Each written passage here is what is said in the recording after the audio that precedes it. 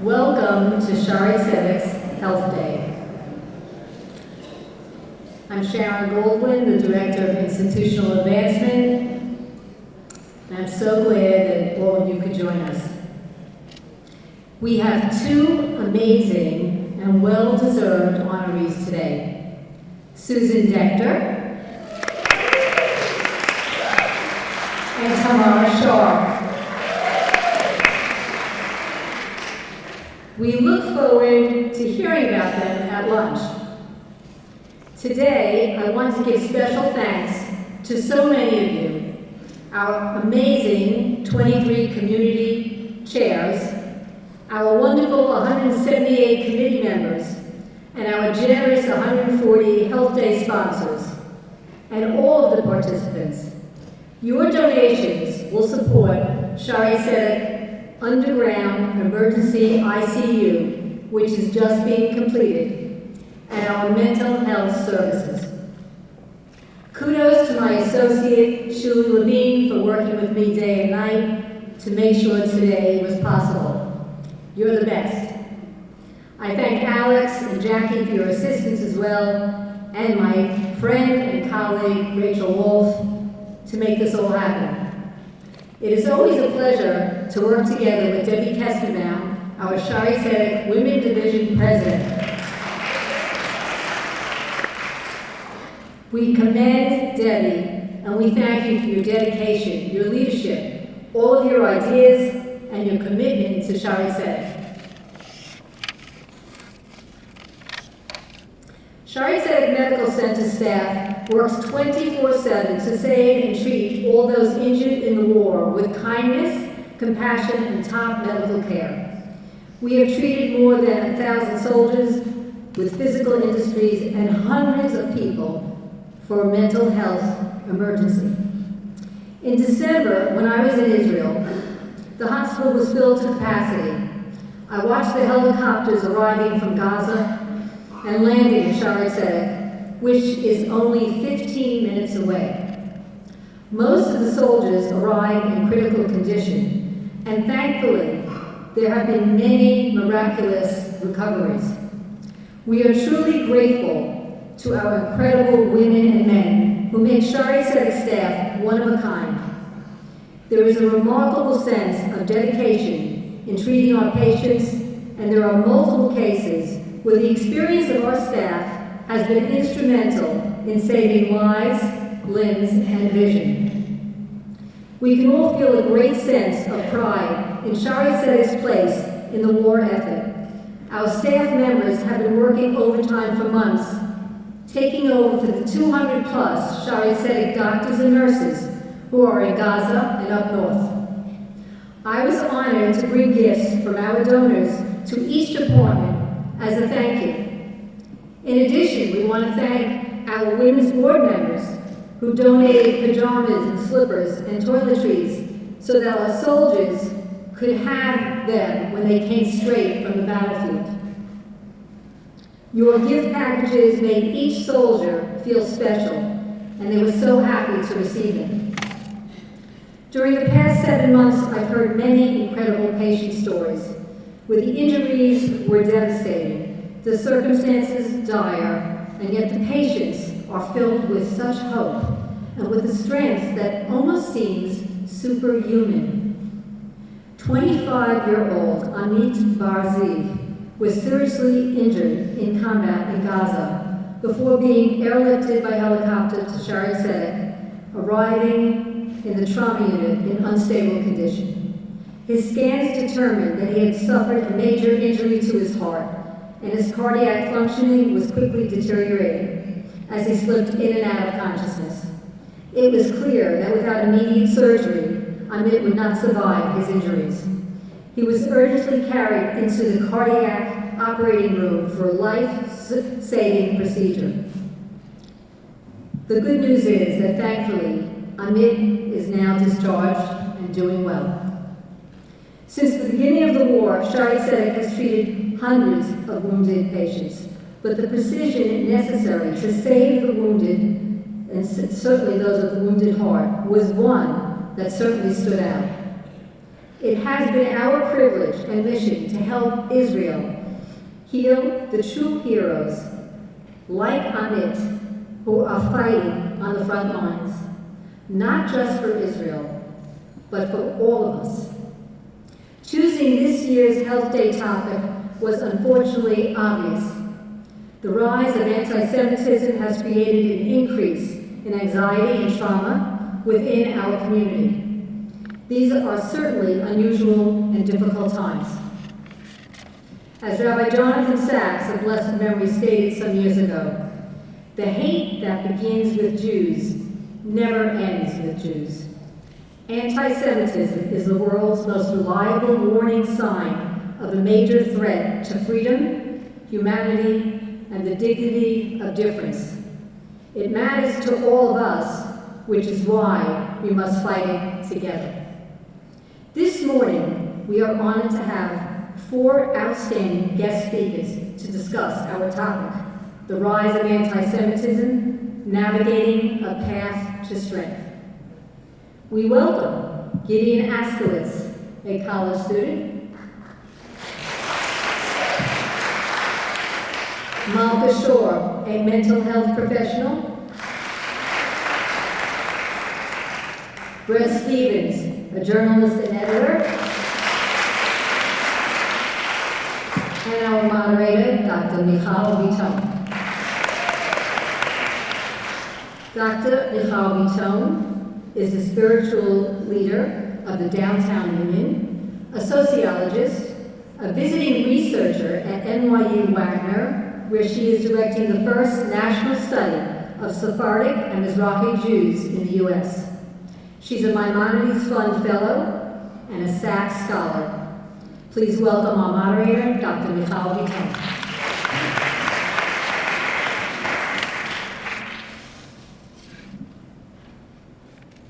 Friends, it is so special to be here. I am so moved by seeing the commitment of everybody here to really supporting the health needs of our people in Israel and standing here together.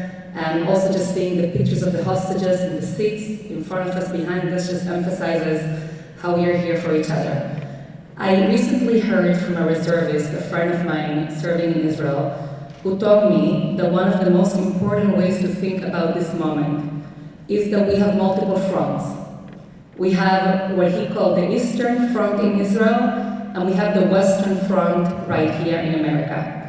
We are going to be hearing from different speakers who each of them are going to speak about different battles in this Western Front that we are facing. We're going to hear from them some diagnosis, how to understand this moment, and also some constructive thinking. How can we be empowered to respond with courage precisely at this moment? I'm going to start by inviting Gideon Askowitz to join me over here. Gideon is a junior. He's now rising. He's going to become a junior this coming year at McCooley Honors College at Hunter College. He learns Talmud at Yeshiva University. And he's a student leader and activist who has been openly and publicly fighting against anti-Semitism on campus and everywhere. Gideon, please join us up here.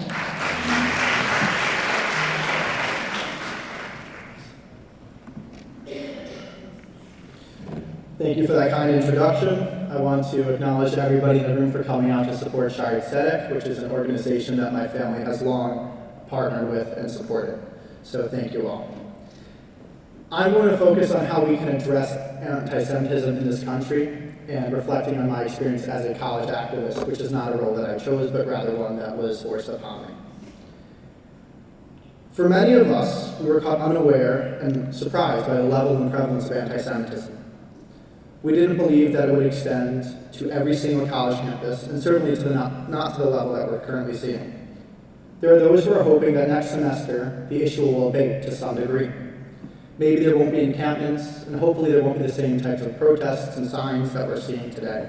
Hopefully not the same levels of threats and assaults that many students, including myself, have suffered. But I want to caution everyone that just because the issues may abate next year, that does not mean that the underlying issues of anti-Semitism have been addressed. It's going to take a long time to solve. So how do we address anti-Semitism? For many of us, we are politically active in some capacity. Perhaps you donate to APAC and NORPAC, maybe you've attended a march here or there, but I don't think that's enough. I call this level of political participation the shtetl model. Like in Europe, for many of us, we were stuck in a community that was very introspective and didn't work with the outside world. We sent out a few people to deal with our issues, but didn't address them as a community. I don't think that model worked in Europe, and it's certainly not working for us now. Does anybody in this room believe that the marches and donations have improved the underlying issues of anti-Semitism in our campuses and in our society?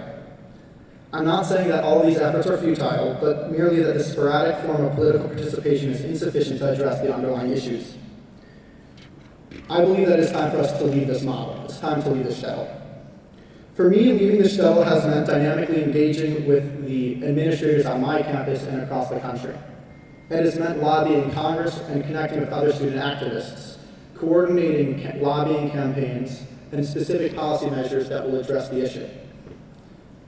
But we, the college campus activists, are not enough. We are too few, and quite frankly, we're young and inexperienced, and we don't know what we're doing. The issues are much greater than us. We need you, and we need your help.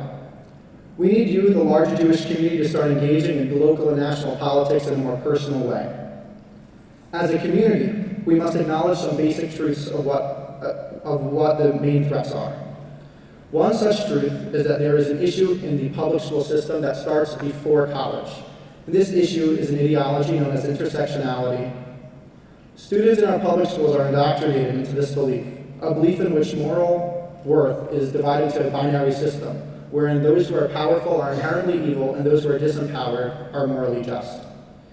It is this ideology that allows my classmates who know nothing of most issues, particularly politics, to wave the flag of Hezbollah while chanting death to America. So even though for many of us we don't send our kids to these lower schools, it is time to start attending these board meetings. It is time to call for the removal of this ideology from our public school system. Unfortunately, this will not be enough. Politicians are not the brightest, and they need to see a regularly and powerfully motivated constituency in order to do anything. So instead of spending our time watching the news and hearing about how horrible anti-Semitism is, please pick up the phone and make a call to an office. This can look different for different members of the community. Perhaps you send a single email a day, perhaps you make several. Maybe you decide to make a WhatsApp group chat where you would make sure that everyone in your community is regularly calling a singular office that has large influence. I suggest Chuck Schumer, the White House, and Mitch McConnell. But the messaging has to be consistent. We need to call for the end of DEI in our public schools. We need to call for the removal of foreign funding which influences universities. And we need to call for the deportation of people who advocate for terrorism. It is currently illegal, but the government is not doing anything about it. Leaving the shtetl also means that you need to tell your children who go to secular universities how to engage with anti-Semitism. There is a right way and there's a wrong way to be an activist. The right way, I believe, is to engage in politics in a dignified manner. We don't scream and shout the way our adversaries do. I run a group called Jewish Students for America, where the focus of the students in this group is to draw the parallels between anti-Semitism and anti-Americanism more broadly. To do this, many of our students have gone to protests waving American flags and filming as protesters take these flags, steal them, and burn them while chanting death to America. These videos get thousands and millions of views, depending on the video, and then the students make their rounds on social media and on media and discuss how anti-Semitism is inherently anti-Americanism. This is how we invite the broader community in to help us solve our problem, because our problem is the broader American problem. The bottom line is that it's time to leave the shtetl. We must hold the American flag high, participate in our college campuses, and attend school board meetings, pick up the phone and send emails. It is not fair to force this burden on a few college activists. We are not strong enough on our own. But together as a community, we can make a difference, so please help us.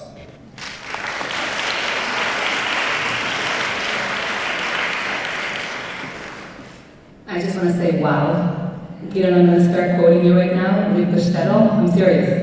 And I just want to emphasize what Gideon just said about even sending one email a day. It is so critical, it is so important. We can really make a difference if we take this mindset and we internalize it.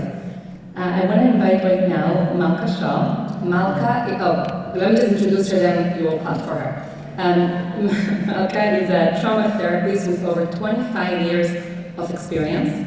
And one of the things that I've learned about Malka's work that I really appreciate, that I'm learning from it, is that when she saw the rising anti-Semitism after October 7th and the new mental health needs of our community, she decided to do something about it. She founded Kesher Shalom Projects, which is a new initiative addressing the trauma experienced by the Jewish community post-October 7th. So now please join me in welcoming Malka to give a presentation.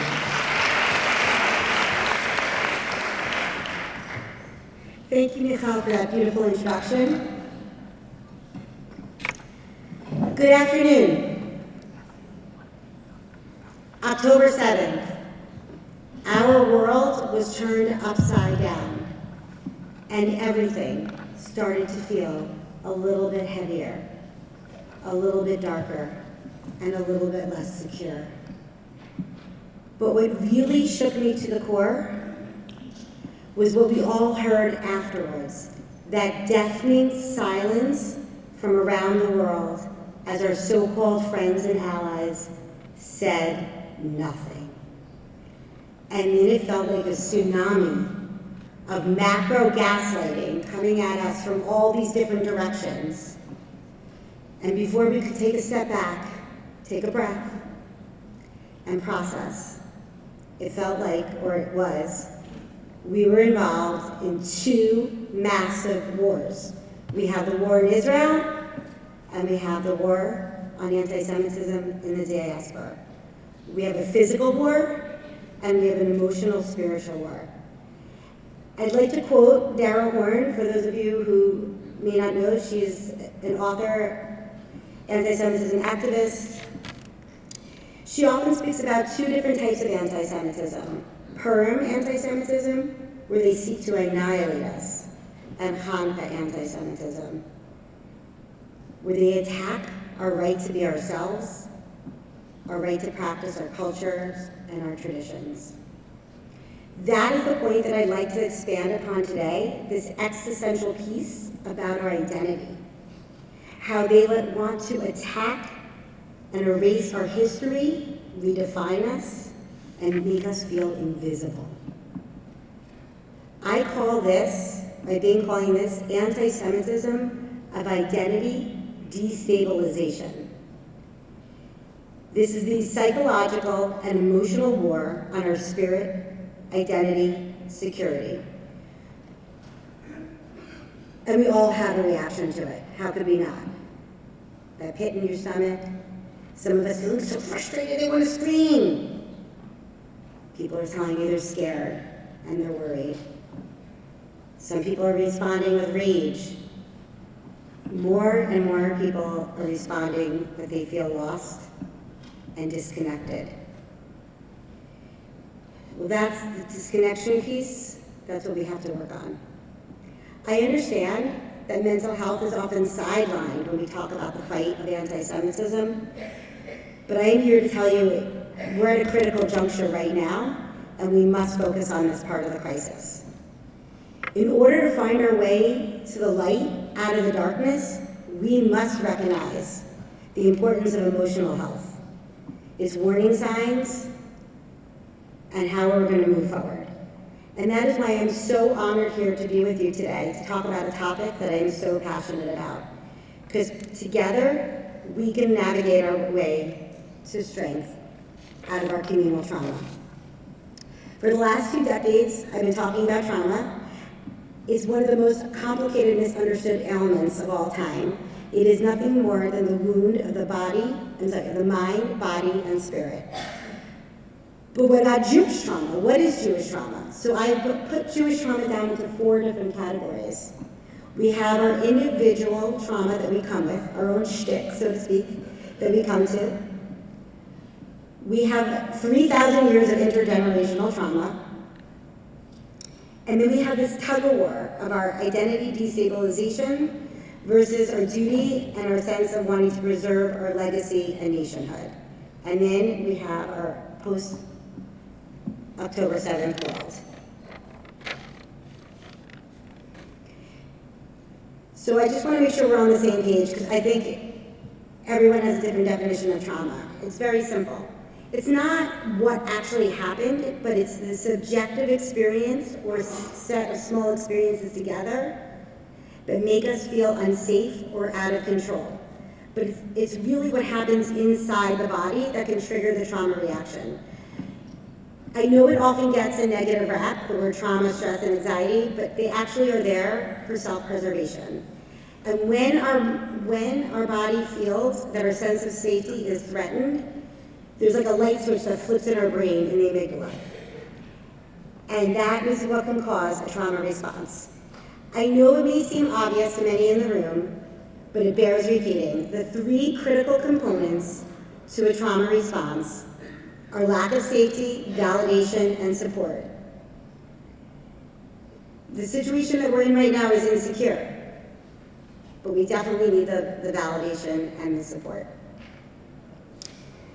Many of you have seen these before: fight, flight, freeze, maybe not heard of fawn. I'm going to put them into context of our Jewish history, and I'm going to put them into context of what's going on today. Fight. Well, fight is something us Jews know how to do quite well.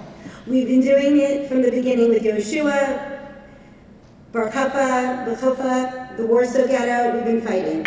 Fighting doesn't always have to look like anger and rage and physical fight. Fighting is where we can transform our trauma, where we come together with our Jewish values of tikkun olam and fixing the world. Gideon is a fighter. That's Kesher Shalom is my fight. Fighting is something that we can come together as a community, and we also, as much as we've been heartbroken as a community, we've seen so many beautiful things come since then of people coming together. All of you are here to discuss this important piece. Fleeing. Fleeing often takes the persona of an anxiety disorder. In terms of Jewish history, we've been fleeing since Egypt. After both destructions of the temple, we've been fleeing from North Africa, from Spain, from Central America. Almost every country that we've ever lived in, except for the United States, we've had to flee. But what does it look like in today's world? It doesn't always necessarily look like running. It could look like avoidance behaviors, escapism. Maybe you're escaping to working into your work. Maybe you're binge watching on Netflix or gaming too much. But sadly, I started with Egypt. Sadly, our sages tell us only about 1/5 of the Jews actually left Egypt. So what happened to them? I don't know. There's no documentation, but they were either in freeze or fawn. Freeze can serve us well. Freeze takes on the persona of depression and being stuck. And when it comes to bees and bears, it serves us well. It served us well in certain times of danger, like the Bolshevik period, and through the Spanish and Portuguese Inquisitions. Freeze today could look like just being silent when people are saying nasty things about us. It could look like getting stuck scrolling on our phone because we can't put down what's going on TikTok or Instagram. You just kind of get stuck in that phase. That's what freeze could look like. Fawn is one of the most complicated ones and a little bit less known. Fawn is used in terms of more of an abuser-abusee situation. So for today's conversation, let's talk about BDS, SJP, Jews for Voice for Peace. There are narcissistic abuser, and fawn is this effect of wanting to give in, to people please, to give in and submit. We've seen it throughout our history with Jews changing our last names, the way we dress, wanting to fit in. Sometimes it's subtle, and sometimes it's strong. When I was 17 years old and really excited to start university and finally get to be with my older cousin who was there, I met her for lunch, and she told me that I cannot tell anybody that we are cousins because she does not want her sorority sisters to know that she is Jewish. I was stuck in my frozen mode, in anger and shock and betrayal. But what I think is really the saddest part is fawn is a betrayal of ourselves. of our peoplehood, and of our culture. Fawn is losing yourself and your own self-identity. Sometimes it's subtle, but there was Jewish taskmasters in Egypt, in the concentration camps, and on campuses.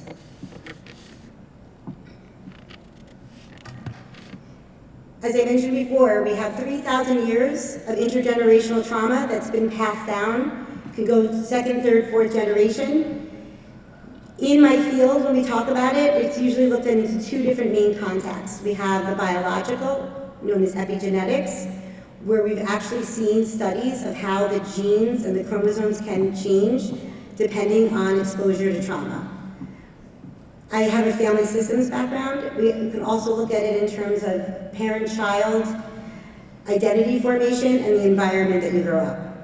But for the sake of today's conversation, what I really want to focus on is what we found in the cognitive messaging and themes throughout the Jewish people. Just like all persecuted people, the fear, anxiety, paranoia, sense of doom has been passed down. But what is uniquely Jewish, and this is where I think is fascinating, what I think is really fascinating, what is uniquely Jewish, whether or not you're a second, third generation Holocaust survivor, a Persian Jew that escaped Iran, Mizrahi, Sephardi, Ethiopian, all members of our tribe, the guilt, and again, the identity issues with that duty to preserve our legacy. So there you have it. All my Jewish moms out there, the Jewish guilt is actually real and there's science to prove it. Okay, so we all know that anti-Semitism could hit us at every level. We all know it could be economic, it could be cyber hate today, educational. We all know, and hopefully our colleague Bret will tell us a little bit more about some of the political pieces. But now that I've kind of given you the breakdown of trauma and intergenerational trauma, we are triggered from the macro gaslighting, these double standards and delegitimizing the state of Israel. The idea of changing who we are, because once again, we are the world's worst villain. And what does that do to our psyche? What does that do to our identity? And how does that impact our mental health? For some people, they may isolate, they may feel betrayed. For some people, they will give in, and they will internalize the messages of anti-Semitism. And for some people, it could really turn to depression or anxiety. We have many different things that we need to look out for. What I really want to just take away from it is that sometimes it's very subtle. That's why you all have your guides. Well, I don't have it. You all have your guides that I gave you. The guides have a detailed outline. I just want you to know that we are at a critical juncture. Sometimes the signs do not show up for 6 to 8 months later. We learned that in 9/11, we learned that in COVID, and I have experience with both. They could show up even up to 18 months later. When we are in active trauma acts like a magnifying glass. So the problems that were already pre-existing, like addictions, cutting, marital issues, all of these can rise to the surface once again. So now what do we do? Well, since the middle of October, I've been started doing workshops for Jewish therapists who didn't know how to handle things, and then for other therapists, and then for the community. So I took my years of experience and I put together something called the GUARD system. The GUARD system is an all-inclusive system that we can train people. All of our lay leaders, all of you, need to be trained to recognize this and so that we can work through it ourselves. So very simply, in a nutshell, G is for gratitude. It's all about our mindset and looking at what is good even in the times of dark. Find that light in that darkness. Gratitude leads to the G factor, 12 steps, your higher power, and these are techniques borrowed from recovery. U is unplug. We unplug to reach a greater understanding. So we highly recommend that you unplug, that everyone takes at least 45 minutes away from all of their devices. Unplug and recharge and spend time with yourself, your family, and your friends without that. So that we could reach a deeper understanding, and you is really where we teach a little more depth into trauma. And U is under psychoanalytical and narrative therapy. A is for actions and attitude. Our attitude affects our actions. This is coming from cognitive behavioral therapy techniques. Some of the quick things to do in the here and now are on your self-care checklist. We want you to be active, not isolate, get out, use the tools you have. If you're creative, turn to that. If you are athletic, turn to that as well. And reset to reconnect talks about regulation of our nervous system. So like I said, trauma triggers us in the amygdala. The amygdala is attached to our parasympathetic nerve, and sometimes we could feel off balanced. And that's where it is very critical to learn grounding techniques so that we can put ourselves back into check. I can't go over grounding techniques with you, but I do have a present for everyone. The therapists in Kesher Shalom all donated their time to do a hand guide. So we have, if you use your QR code, you could do these exercises at home. They're helpful for anything that you find stressful. And now that leads us to D, define and dedication. We teach victims of trauma that they don't allow the trauma to define them. I'm imploring you. We define what it means to be Jewish. We define what it means to be a Zionist. We define if that feels hurtful, then it's anti-Semitic. They don't get to define us. And lastly, and most important, is our dedication. In our tradition, we have v'ahavta la'arecha chamocha. Love yourself as your neighbors. What does that mean? We first put the oxygen mask on ourselves. We first have to make sure that we guard our own mental health and take care of ourselves. Otherwise, we are no good to anybody. And then we are commanded to love our neighbor. And then we are commanded to help other people, and that's where our fight comes in. But before we could do Tikkun Olam, we have to be healthy and whole ourselves. I implore you to be dedicated to your emotional health, to be there to validate and support your friends and community, to be dedicated to supporting Israel, fighting for our hostages' return, dedication to our amazing Jewish organizations. There's so many of them, and that's what we do. We support our organizations. We support organizations like Shaare Zedek Hospital, and that is how we are going to transform this trauma, and we're going to navigate our way to strength. Thank you so much for having me today.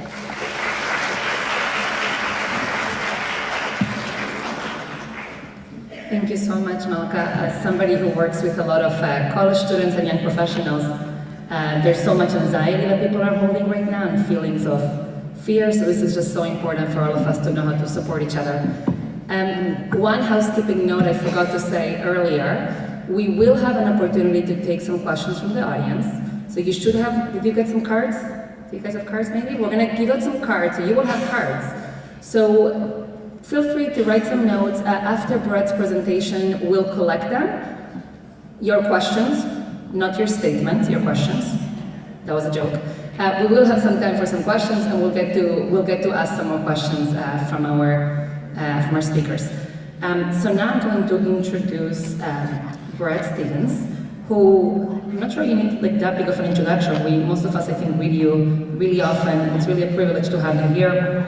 Bret is an opinion columnist for the New York Times, the editor-in-chief of Sapir, and a world-renowned expert on many topics, including foreign policy, and someone who's going to help us understand our very moment right now, both in terms of what's happening in Israel, but also what's happening in America in our moment for all of us who believe in the American-Israel relationship. So Bret, we're really excited to have you.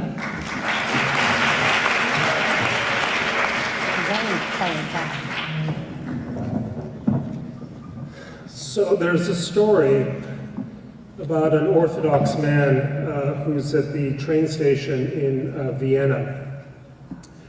And he continues to accost passersby by asking them, excuse me, do you hate the Jews? And one person after another, indignantly replies, how dare you? How can you ask such an obscene question? Absolutely not. And this goes on for a while. He says, do you hate Jews? Do you hate Jews? No, no, no. Finally, a man says, now that you ask me, I do hate the Jews. And the Orthodox man says, at last an honest man. Would you mind looking at my luggage? I have to use the men's room. So I love that joke because I think it's a wonderful way of trying to explain to others and I guess to ourselves about what has happened over the last decade. Why do we feel so surprised by the tsunami of anti-Semitism that has overcome us here in the United States, as it had overcome our European cousins a decade or two earlier? How is it that we went from the Anti-Defamation League recording about 700 or so anti-Semitic incidents in 2013 to close to 9,000 incidents in 2023? And that's a number that I suspect is going to continue to rise at a geometric rate. So I want us to give this a little bit of thought. The first one, I think, is suggested by the joke I just mentioned. We were fooled by language. We were fooled by the denials of those who seek harm against us. We were fooled too easily and convinced ourselves too easily that when someone told us they were not anti-Semitic, they were just strong critics of the state of Israel, we went along with that denial. When they told us they weren't anti-Semitic, they were merely anti-Zionist, and that anti-Zionism was a permissible position to take because, after all, aren't there at least streams of Orthodox Jewry that are also anti-Zionist? Aren't there many anti-Zionist Jews in the intelligentsia?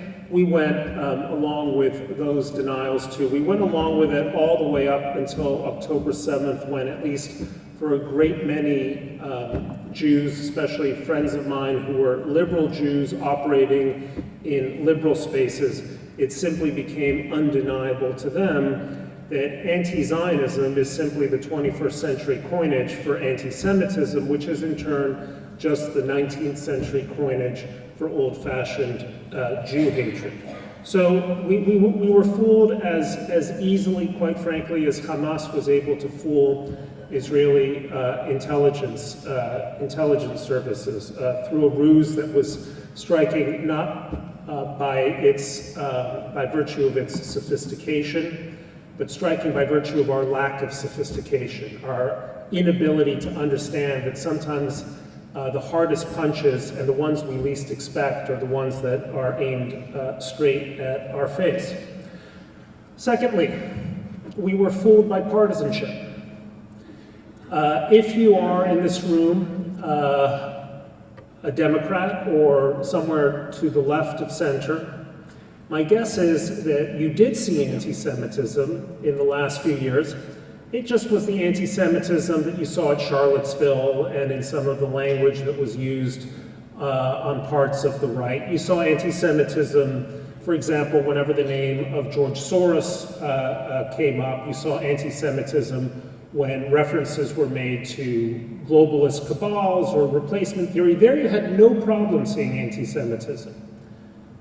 But anti-Semitism on the left, as a colleague of mine at the Times put it just a few years ago, it was no worse than a microaggression. Yeah, it was there, but not really. And at the same time, by the same token, if you were someone who was a partisan of the political right, you didn't see that much anti-Semitism on your own side. Okay, so some of the language was maybe stupid, and when you talk about globalists, maybe other words could be chosen. But the real anti-Semitism we all knew, if you were on the right, was the anti-Semitism of the left. It was the anti-Semitism on college campuses. It was the anti-Semitism of the Students for Justice in Palestine. It was the delegitimization and the double standards that were constantly being applied to Israel. That was anti-Semitism. But the anti-Semitism on your side, not such a big deal. So our own partisanship, whether you were on the left or on the right, blinded us to the fact that in fact both streams of anti-Semitism, the right-wing variant playing on old-fashioned tropes of the kind of international Jew, and the left-wing variant playing on long-standing tropes about the ultra-nationalist, settler, colonialist Jew, both were in fact absolutely accurate. They were both expressions of anti-Semitism. And it was our own sense that our side had to be a little bit better than the other side that deceived us. The truth is that throughout history, we Jews have never had the luxury of being able to say that we're on a side that is free of anti-Semitism. And it's the other side. And we did too little to call out the anti-Semitism that was increasingly prevalent on our own side of the political aisle. And the final point, and maybe the largest reason why anti-Semitism has taken us by such surprise in the last decade or so, is that we fail to understand the vehicles in which anti-Semitism tends to travel. The ideas, the broader set of ideas that encase notions and prejudices and habits of mind that lead to anti-Semitic conclusions.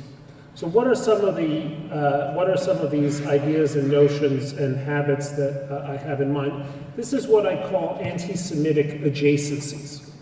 Ideas that are not in and of themselves anti-Semitic, but tend to lead to anti-Semitic conclusions.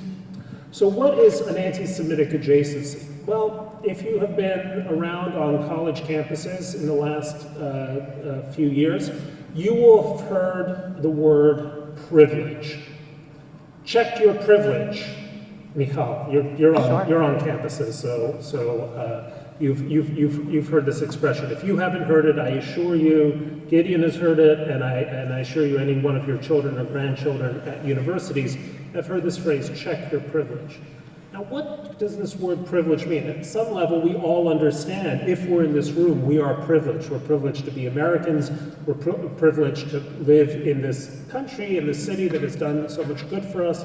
We have all kinds of privilege, but the reason Jews were able to succeed in the United States as we weren't able to succeed in other Western democracies like Britain, like France, like Germany, is that in the United States, we didn't really believe in this concept of privilege. We believed in the word success. And the difference between success and privilege is that success is earned and therefore deserved, and privilege is unearned and therefore ought to be taken away. When the Puritans came to the United States with the ideas of Calvin, oddly an anti-Semitic preacher from Geneva, Calvin had the concept that worldly success was evidence of divine favor. And so those who succeeded here on this earth had to have someone going for them upstairs. And it meant what applied to individuals also applied to groups. So ethnic groups, religious groups that did well in the United States were not met by the envy of the broader population. They were met by the flip side of envy, which is admiration. Admiration and envy are essentially the same emotion. It's just that one is a virtue and the other is a vice. As Jews succeeded in the United States as people and as a group, we were historically met with admiration, and that's why one door after another eventually opened to us. But privilege is the language of envy. And envy is the emotion that has always underwritten anti-Semitism. So when the concept of privilege, which was not automatically directed at Jews, it was just directed at sort of well-to-do or middle-class white people, when that became a prevalent notion, it was inevitable that it would find its target, its ultimate target, in a particular minority that has succeeded as few others have in the United States, and that is the Jews. The second point, the second anti-Semitic adjacency, is race. My mother was born as a hidden child in Nazi-occupied Europe, and she was hunted for not being white. Suddenly, with this great transmogrification in American politics, Jews have become white. But really what has happened in the United States is that our traditional, and I would say more accurate discourse about race and ethnicity, which saw a white Anglo-Saxon Protestant majority and a lot of other groups, sometimes Irish, Mexican, Chinese, Jews, blacks, right? That ethnic discourse was turned into a binary, and I would say Manichaean discourse about color, people of color versus people who are not of color. The racialization of American life has happened very swiftly and very powerfully, not just in institutions, but at the cultural level, almost anywhere you look. And the problem is that whenever discourse in any society becomes fundamentally racialized, Jews will always be on the wrong side of that racial discourse, and Jews will always be seen as targets. Most of us understand from our family traditions or our ethnic traditions. I grew up in Mexico City, for example. Okay, we don't think of ourselves as white, but the new racialized discourse looks at nothing but skin tone and says you're white, or you are effectively white because you have achieved something called conditional whiteness in the language of universities today. So we racialize discourse in the United States to an unprecedented degree, and then find ourselves surprised that Jews are suffering from that new type of discourse. The third aspect, heterodoxy, thinking different. You know, up until 25 years ago, some of you might remember the Apple computers ad, Think Different. Remember that ad? It was one of the most successful ad campaigns in the United States. It used to be a virtue in this country to think different. There used to be a certain kind of social and cultural bonus for being the person who was the gadfly, the one who was willing to say no when everyone else was saying yes, the dissident, the dissenter, the other guy or woman who just was off to one side as a critic of mainstream life. That has been replaced with what we call cancel culture. And cancel culture is a form of imposing certain kinds of orthodoxies, not always, but typically progressive orthodoxies. There's also cancel culture on the right. Progressive orthodoxies, so that anyone who departs or deviates even slightly from that norm is seen not as an interesting voice from whom we should hear, but is seen as a heretic. A heretic who should be fired or not hired or shunned or deplatformed. These are expressions that all of you have heard in recent years. Well, what is one thing that Jews are notoriously good at? We are notoriously good at being the dissenters, the other thinkers, the naysayers, those stiff-necked people who aren't going to go along with a particular consensus of speech or manner or action. That has always been central to our sense of ourselves as a Jewish people who stand with one foot in but one foot out of the dominant mainstream culture. For as long as those other thinkers were prized by American culture, Jews thrived. But now Jews are increasingly being kicked out of cultural spaces because we find it so difficult simply to go along with the new orthodoxies to which we are expected to comply. The final point The final anti-Semitic adjacency that comes to mind is conspiracy theory. What is anti-Semitism? Well, anti-Semitism, we think, well, it's bigotry against Jews. No. Let's get this straight. Anti-Semitism is a conspiracy theory about the Jews. We have these arguments about what's the proper definition of anti-Semitism. There's an IRA definition that people like. I think it's terrible, impossible to remember. I'm going to give you a one-sentence definition of anti-Semitism. Anti-Semitism is a conspiracy theory that holds that Jews are uniquely prone to use devious means to achieve malevolent ends and must therefore be opposed by any means necessary. One sentence, that's anti-Semitism. It is a conspiracy theory. You can't think of any great anti-Semitic story. The Jews killed Christ is a conspiracy theory. The Jews poisoned the well. The Jews killed the Christian child or the Muslim child, whether it's in Norwich or Damascus. The Jews control the media. I wish we controlled the media. The Jews control finance. The Jews are behind all the world's wars. The Jews started the war in Iraq. Every single time you come upon a powerful thread of conspiracy, of anti-Semitism, it's always expressed in the language of conspiracy theory. Now think of the last 10 years in American life. We had a conspiracy theory about where Barack Obama was born. We had a conspiracy theory about whether the 2016 election was won by the Republican candidate or whether it was engineered by Russian intelligence services. We have a conspiracy theory about the next election, the 2020 election, whether it was won by the president or it was somehow a stolen election. There are people who believe that Bill Gates has implanted a microchip in your arm with the COVID vaccine so he could monetize your bowel movements. People think this, okay?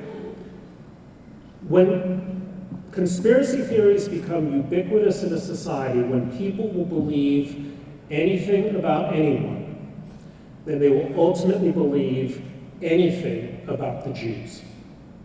So these 4 points, the rise of the concept of privilege, the racialization of society, the war on heterodoxy, and the rise of conspiracy theories explain why all the ingredients were present before October 7th, and on October 7th, they came so strikingly and clearly into view, and why they are likely to get worse. They are likely to get worse because right now, when we say we should fight anti-Semitism, we are not taking to the fight against the larger intellectual prejudices in which anti-Semitism has been allowed to thrive. It's like trying to make a patient sick in hygienic conditions in a hospital room, which are terrible. Clean up the hospital room. Clean up the intellectual conditions in which anti-Semitism has, is, and will continue to thrive. So what should we do about this? How do we, fight anti-Semitism? Well, there are lots of things that people are doing, and they're all good. They're great. I'm for them. More Holocaust education, a 30-minute ad at the Super Bowl, working on gaining allies. It's all great. Wonderful. But the truth and the hard truth that we have to come to grips with is the final thing that I want to say to you today. We may have been living in a little holiday from history of parentheses in the story of the Jewish people in the wake of the Shoah, when suddenly it became toxic to be at least overtly anti-Semitic. But it's returned, and in that sense, we have simply returned not to an abnormal state, but to a normal state for the Jewish people, a normal state. We will have to be contending with what we are seeing now, and maybe worse, for a long time to come. And why is that? My argument is this, because there are aspects of our identity as Jews which are ineradicable, and which we would never want to forgo or forsake. What are some of those? We are, first of all, the freedom-seeking people. We are the origin story for all freedom-seeking stories. Negro spirituals sang of Moses going down to Pharaoh to demand to let his people go. So we are the freedom seekers. We are the monotheists. And monotheism is the insistence that a single ethical standard applies to all people regardless of the culture from which they come. So monotheism fundamentally is the rejection of cultural relativism. It's the rejection of the belief that if some other people are doing terrible things, you cannot judge them because you do not belong to that group. Monotheism gives us the right to believe in human rights. Monotheism gives us permission to believe in civil rights. Monotheism is what tells us that just because we're Jews doesn't mean we can't condemn what's happening to women in Iran, or to the people in Burma, or to the dissidents in Russia, or several decades ago to Black Americans in the South and throughout the United States of America. This is central to who we are. We could no more, if we abandoned it, we would cease to be Jews. Peoplehood. What is this idea of peoplehood? It is a locus of identity that is somewhere between the individual and the state. We are Americans, of course. We are ourselves, of course. But we are Jews. We have a hyphenated identity. There is more to us than simply our identity as people and as citizens or subjects. There's something else. There is a zone of freedom, of difference that we treasure as Jews and always have. Think of those words of Washington to the Newport congregation. It is no longer mere toleration of which we speak. One of the most extraordinary statements of the American Creed ever given. That the Jews could be Jews not simply as citizens, but as Jews. Two more points. One is education. For 2,000 years, every Jewish boy and a lot of Jewish girls had to be literate in order to participate in Jewish ritual. Extraordinary when you think about the fact that just 200 years ago, 95% of any society would have been illiterate. That almost every Jewish family had a member of it, if not all the members, who were literate. We have been arguing for the idea of education, and education being the liberation of the human mind, for centuries, something that has set us apart. And the final point, a line that has always attached me as an obnoxious columnist to the Jewish people, argument for the sake of heaven. The idea that unlike so many other religious traditions, we do not oppose flat out dissent or heterodoxy. We inscribe it in our own tradition. We could never have had dissents written in to Supreme Court briefs and Supreme Court rulings if it hadn't been for that ancient Jewish tradition of believing that dissent is holy, that you have to listen to the house of Shammai as much as you listen to the house of Hillel. Now, if you think about these 5 concepts that I've just mentioned, they are foundational to the Constitution. I mean this in the Hayekian sense, the Constitution of freedom. That we seek freedom for ourselves, more freedom, and that we support the freedom-seeking struggles of others. That we believe in a locus of identity that is between the state and the citizen, the idea of peoplehood. That we have a concept of rights which is given to us by the Almighty and that applies to all men and women at all times and all places.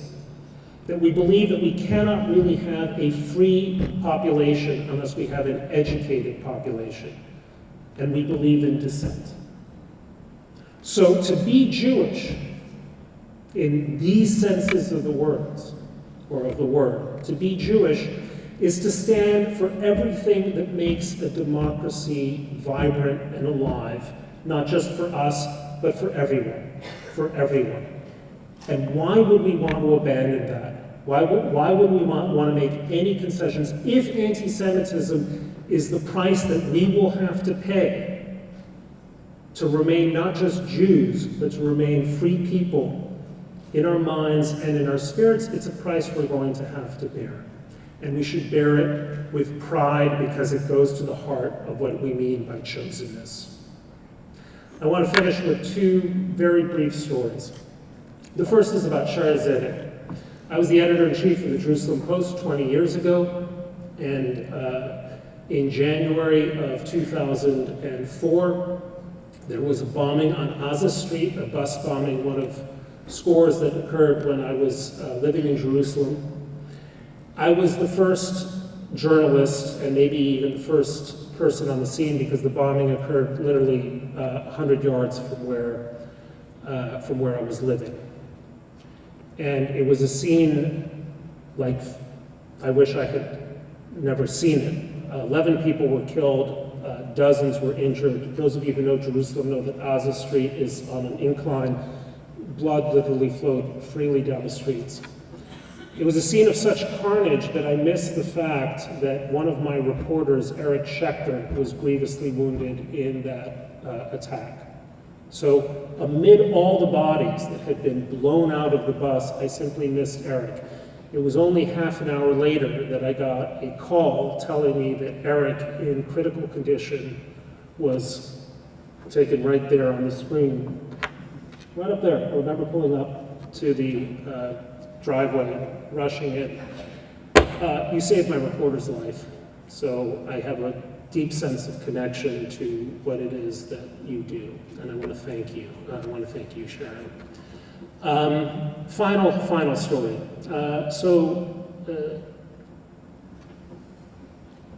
In October, November, when the protests first began, campus protests first began to sweep Harvard, there was video of a Jewish student who was being heckled and surrounded and harassed by anti-Israel, pro-Hamas demonstrators. And it happened that I was with my mom and we were watching this together. And she looked at me watching this. She couldn't believe what she was seeing. And she said, Bret, I was born in hiding. I'm not going to die in hiding. So what did she do? She took an Israeli flag and she hung it, a big one, and she hung it proudly from her door. Ultimately, that is our only remedy against anti-Semitism. Fighting anti-Semitism, education, it's all great. It comes down to one thing. It's Jewish pride. Let's have it. Thank you very much.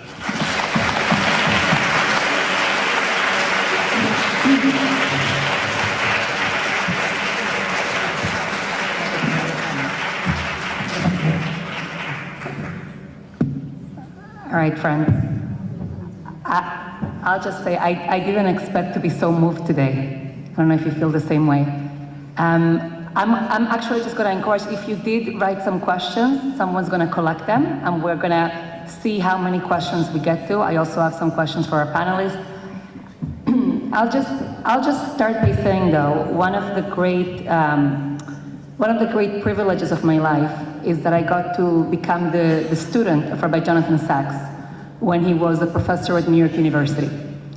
And Rabbi Sachs, I think, was one of the earliest people to really diagnose global anti-Semitism as something that mutates, and to be able to look at new forms of anti-Semitism around us. And what I found so extraordinary about his Torah and his teachings, and I still hear his voice, and I really, I think many of us wish he was with us to guide us right now. But he was somebody who demanded that we had no illusions about what we see around us.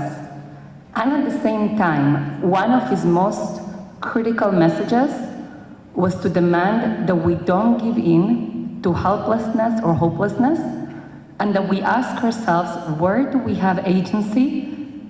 Where do we have agency to become strong and to fight back? Every one of our speakers today did that. We heard from speakers working in many different areas and diagnosing a lot of challenges. But the core message is that we can actually do something. We can leave the shtetl behind and become active in American politics. we can make sure that our identities are strong and healthy. We have a lot that we can do to become resilient.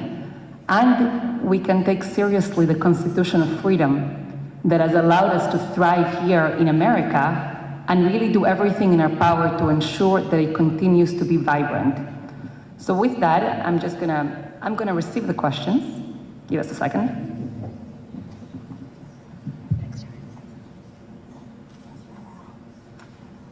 But actually, Bret, I do have a question for you. It's interesting, as you were speaking, and you've written a little bit about this already in Sapir and other places about the values in America that have allowed us to flourish and how many of them are under attack. And what I found really interesting about your remarks is that in many ways they are countercultural, because I think a lot of the discourse in some of our communities is that the rise of anti-Semitism that we are seeing is because of Israel, an anti-Israel demonization. And in essence, what you described, I think you mentioned Israel at the end, what you described is really a war or a battle over certain American values. So I would like you to explain to us a little bit. Is it that there is a war against certain American values happening in parallel at the same time as there is demonization of Israel, or does Israel represent something in that battle right now? How do we think about this converging together?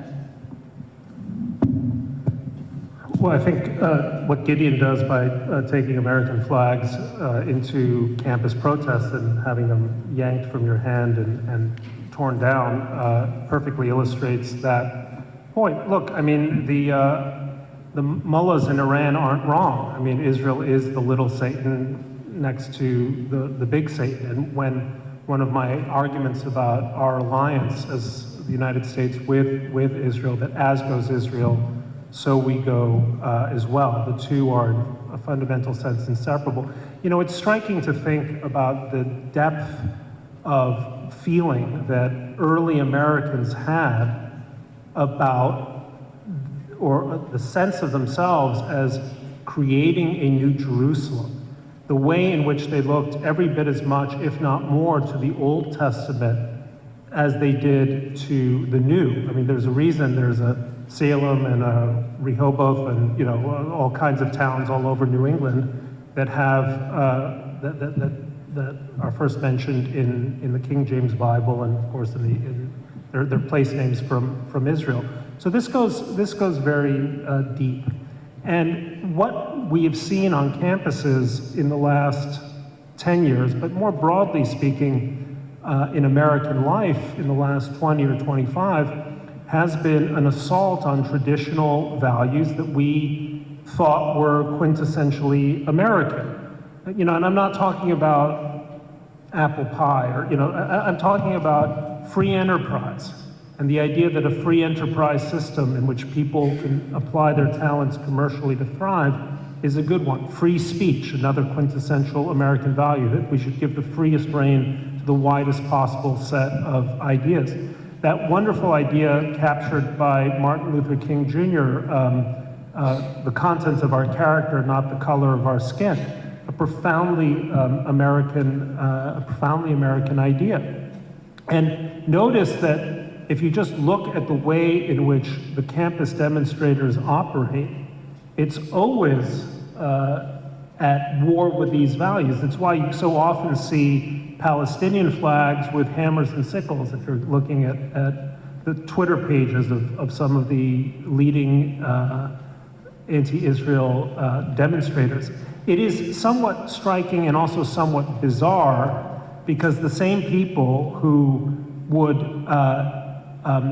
throttle you if you opposed an all-gender bathroom in your institution have no problem making common cause with the most misogynistic and homophobic movement in the world today, which is the kind of Islamism represented by Hamas and its allies. So it is a war not just on the Jews, but on a broader set of American values. And one of the points that I make, you know, there's a tendency in the Jewish community, well, let's seek allies, right? There's this word allies. So maybe Asian Americans are our allies on college campuses because they actually, just want their kids to get an education, not an indoctrination, and they want admissions to be, fair. Well, that's fine. There's the Asians and the evangelicals and portions of the Hispanic community, not evenly, but there are parts of that. But this whole word allies misses the point. Our ally is America at her best. That's our ally. And we need to start reminding Americans, wherever they come from, that if they care about what makes America great, they should care about the conditions in which Jews can thrive because they're one and the same. Yeah. Thank you. I'll say I've never felt more as a patriotic American than I have in the last year. We began speaking a little bit about the campus protests, and I think in many ways universities are almost like the flashpoint for this broader war against American values that also includes Zionism in Israel and Jewish college students. So let me actually turn to you, Malka, first. So we heard a little bit about the intellectual ideas that are threatening. Can you talk to us a little bit about, as a mental health professionals, a little bit about the psychology? Why is it, I have been, you started off, Bret, by speaking about illusions, and I feel like every day I give one up, another illusion. And I have been taken aback. I never in a million years would have believed that thousands of students at elite universities would take part in encampments that are literally funded by groups that celebrated October 7th and raising up the flags of terrorist groups at times. So can you help us understand a little bit what's the psychology that is contributing to this unfortunately growing movement that our students like Gideon have to contend with? Absolutely. As Bret and other people have said, we've basically had this cancer on remission, and now the cancer has risen. So we have two different camps. We have the extreme people, extreme anti-Semites, but what I do believe and what mental health professionals are seeing now, and every time I see things on the screens, I believe it's the combination of the personality of a cult, that there's a brainwashing, and I'm going to explain that a little bit more, and the same mentality that of all the people that I've worked with that have been in abusive, toxic relationships over and over again. So what attracts somebody to a cult is probably what is attracting to the encampments, is it's really people who are extremely emotionally vulnerable, whether it's a time of transition, maybe they would never fit in. They're searching for purpose. They're searching for a purpose, they're searching for a direction because they didn't really have one before. I just want to say us Jews are lucky because we have our guidebook, as Bret has said. So because they're looking for this, cults, this encampments on campus, they're looking for you to stay ignorant. They're looking for people to stay ignorant and to buy into their narrative. So what we have is three different components. We have the component of either a strong desire for transformation. There's like this, they're driven by high idealisms, and some of them are coming with already a little bit of rebelliousness from societal norms. But the scariest component is this black and white worldview with very little tolerance for ambiguity. It's the antithesis of critical thinking. And basically cults, and what I've been seeing just from the footage on campuses, it really repeats the cult mentality of thought-stopping techniques. Thought-stopping techniques come from cognitive behavioral therapy. I use it, hopefully, to treat pathology. They're using it for manipulation. So they're preying on your vulnerability, and they don't want to engage in conversations. Do you want me to go into what the thought, yeah? Okay. Okay, so I broke it down. This is based on the work of Steve Hansen, and I'm really excited. I'm gonna have a meeting with him very soon. There's 4 components that they use for thought-stopping techniques. One, as we've seen, please don't hate me, from the river to the sea, it's a mantra. It's these mantras. Cults come up with a mantra, but what I'm gonna tell you is even scarier. They know what they're doing. One of the things I do practice is called EMDR, and we have bilateral stimulation. So I don't know if anybody's ever experienced it. It's not what Oprah and Prince Harry say it is. I assure you it's not magic, but it works.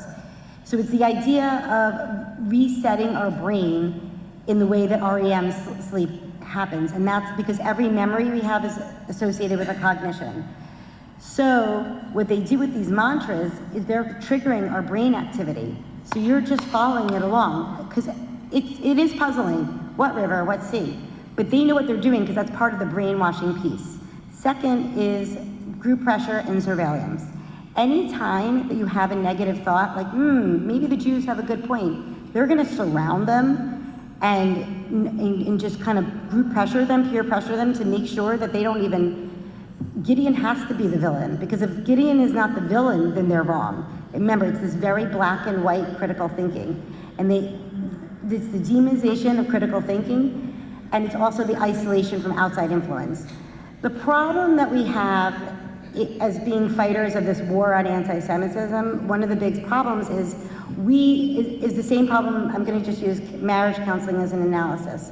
One of the problems in marriage counseling is I want to talk to my husband. I want my husband to understand things, so I'm going to talk to him and I'm going to do things for him the way I want it done for myself. But he's not me, and he's not going to listen because I have to talk to him so that in a way that he could receive it. They are not in a place to talk about logical. We could sit here, I could tell you about Nakba, I could tell you about all the histories, all the wars, I could tell you everything. I grew up with gold in my ear, she was my hero throughout my growing up. They don't want to hear it because they were told to shut us down. They were taught mantras and words that are just going to shut us down. So first we have to connect to them on an emotional level because they're being brainwashed on an emotional level.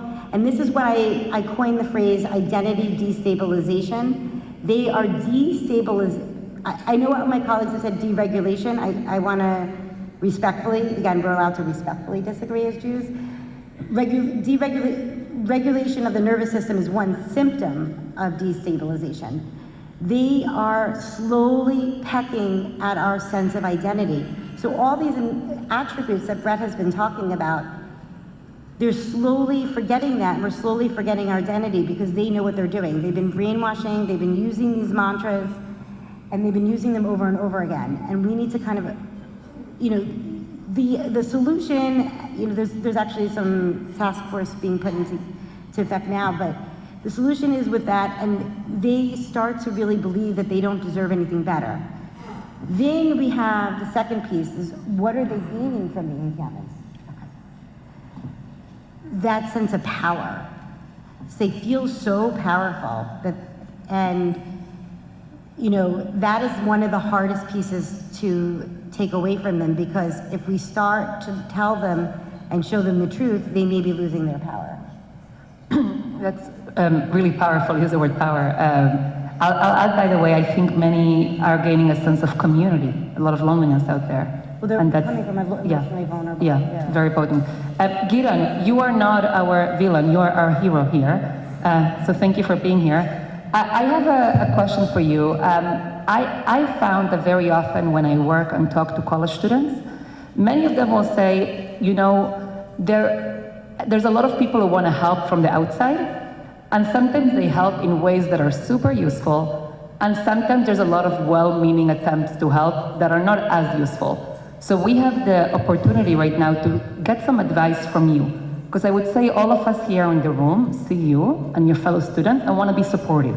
So can you give us some do's and don'ts for those of us who want to support Jewish college students right now fighting for our ability to have American values and to be proud of our identity? So there are a couple of things to have in mind when you try to help college students. The first one is that the vast majority of students that I've spoken to, and I've spoken to students across the entire country, is that those students who do speak up feel very isolated. And there is a fear amongst the vast majority of those students that by speaking up, they're going to suffer negative academic consequences. An interesting thing to note is that the most prominent student leaders have Eyal Yacobi from Penn, Shabbos Kestenbaum at Harvard, a couple others at Columbia and throughout the country, the vast majority of those who are speaking up are in the upper grades at their schools. They're either juniors or seniors, and some of them have now graduated. That's because a lot of students will not speak out because they know that they're going to suffer negative consequences academically, and then they're going to suffer professionally. So as a body of people that has been not privileged but successful in this country and merited that success, you should make it clear to your children or your community members that you will support them when they speak out and do suffer negative consequences. It's certainly been something that I have experienced, and that's okay. The other thing to bear in mind is understanding that when you should go and protest, but the protests cannot be the energyless protest that we largely see.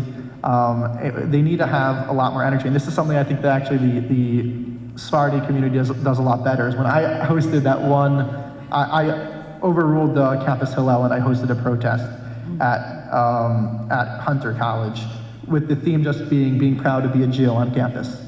The students who were the most lively by far were the Persian Syrian Jews, without a doubt. And there's a lot to be said for when you're looking at their protests, when you're looking at the pro-Hamas protests, they are very energetic, and they don't see a lack of, I think people see a lack of dignity in protesting loudly and proudly of being Jewish, and there's a fine line between screaming like a maniac, which is not dignified and unbecoming of a Jew and of a person. And then there is the right way of protesting, which is telling people that, you know what, I'm very proud of who I am. I'm proud of my thousands of years in history and what that means, and I am not going to be moved off my campus. Yeah. Thank you so much, Gideon. I'll add to what you're saying. I think one concept I've been thinking of is how do you share the risk? So if you help students understand there's a way to share the risk with so many others, you're not standing alone, like the letter signed by Columbia University students at Hillel, or last week, I don't know if Solomon is here, but with Solomon Burma, we helped put together a rave in Washington Square Park for over 250 Zionist pro-Israel students, where we had a lot of energy. But that was really sharing the risk and saying we are not going to concede the public space, we're not going to concede our battles. We have so many questions and not enough time. So I'm just going to, Bret, I'm going to conclude with you. I'll give you 2 questions for you to address, and with that, this part of the program will conclude. But there's 2 questions that actually came up a bunch. The first question is if you can shed a little bit of light as to what's happening right now politically. Some of the questions focused on a perceived shift in the White House, in the administration, a perceived shift away from Israel. Some questions were whether you have, I don't know if you want to get into it or not, but any advice as to the upcoming federal election, as to what's better for those American values you pushed us to think about. That's like one area of questions. And then the second question really had to do with the place of Jews in America. There's been many people wondering, have we arrived at the end of the golden age for American Jewry? When do we know when it's the conclusion of a chapter, as opposed to actually believing that we can fight and maintain this magnificent experiment in American Jewish exceptionalism for generations to come? So 2 big questions. I'll let you address them as you see fit. First of all, I just want to say I was just absolutely fascinated by your discussion here. It's just a privilege to be on stage with you. Look, what's happening in American politics is, you know it as well as I do, with respect to what's happening with the Biden administration's policy vis-a-vis Israel. I always think of that wonderful line that's attributed to Talleyrand, the French foreign minister. It's worse than a crime, it's a mistake. If you look at polls of American priorities in the demographic ages 18 to 29, the polls show that the important issues are immigration, inflation, the economy. At the very bottom is Israel-Gaza. So this is a fixation of, Columbia and Harvard and a handful of campuses. But did you hear about the huge anti-Israel protest at Purdue? You did not, because it didn't happen. Or the University of Nebraska, or the places where most American kids go to school. this isn't happening. The administration seems to be folding to pressure from essentially progressive elites who have found ways to amplify their voices not only on college campuses but in editorial pages and elsewhere that aren't entirely reflective. So the administration is essentially capitulating to the views of precisely the people they don't need to win the election. In order to win if you're a supporter of President Biden, you want him moving towards the center. And Israel is overwhelmingly, even today, a consensus position in the United States. It has the support of Americans, very solid among Republicans, but still powerful support among Democrats. I don't understand why he didn't stick to Plan A, which was to support Israel to the hilt. If he had criticisms, keep those criticisms private, behind closed doors, try to steer Israeli policy that way. But this very public rupture is going to do more to damage his chances in November than it is to improve them. I saw the Babylon Bee, which can be very funny. I don't know if you're familiar with this website. It had something like, President Biden makes a deal that Israel will get no weapons in exchange. He will get 15 votes in Michigan. It's kind of captured the thing. He's now falling between the proverbial stools of policy, and I think that's a shame. As to your second question about the place of American Jews, look, we American Jews have to stop becoming so infatuated with prestige. And, where does your son go to school? School close to Boston. I don't know where it could be. This kind of thing. But prestige without excellence is a rapidly dissipating asset. And we now have a lot of institutions of higher learning that are prestigious but not excellent. So how do Jews adapt to this? Well, what we do is sort of like what happens in middle school. If the cool kids don't want you at their table, we sit at our own table and eventually it becomes the cool kids' table. So the cool kids in banking didn't want us in commercial banking. We started something called investment banking.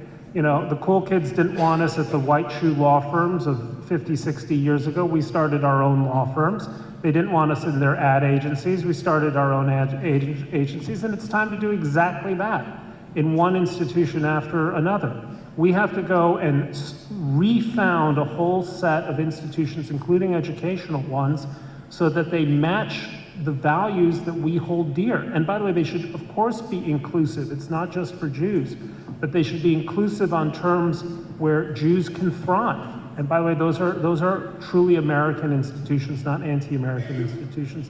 I think that's where we start. We can't, many of you in this room, I suspect, have taken incredible risks in your professional and financial lives in order to become quite successful. I'm just going to guess that that's true. It's time to take the same incredible risks in your philanthropic lives. It's time to start saying, you know what, I'm not going to give the next $5 million to Harvard. I'm going to give it to, I don't know, the University of Austin at Texas, or I'm going to fund some interesting startup that I think is doing interesting work. Move elsewhere. Find greener pastures. That is the recipe of Jewish success. And by the way, eventually, they will succeed so much that someone will come and screw it up.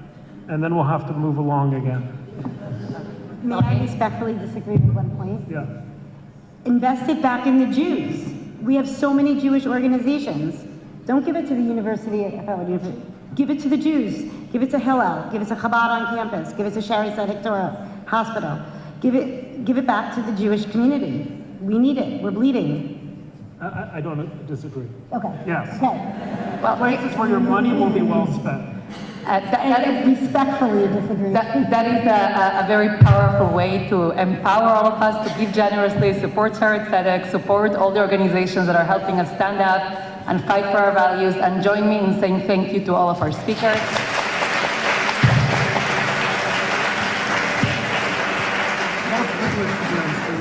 Thank you so much.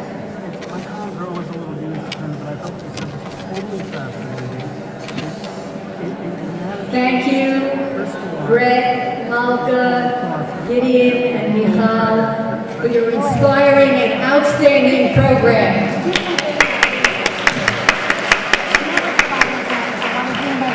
Lunch is on the 3rd floor. The vendors are open until 3 o'clock. You can buy raffles until 1 p.m. I thank you all and look forward to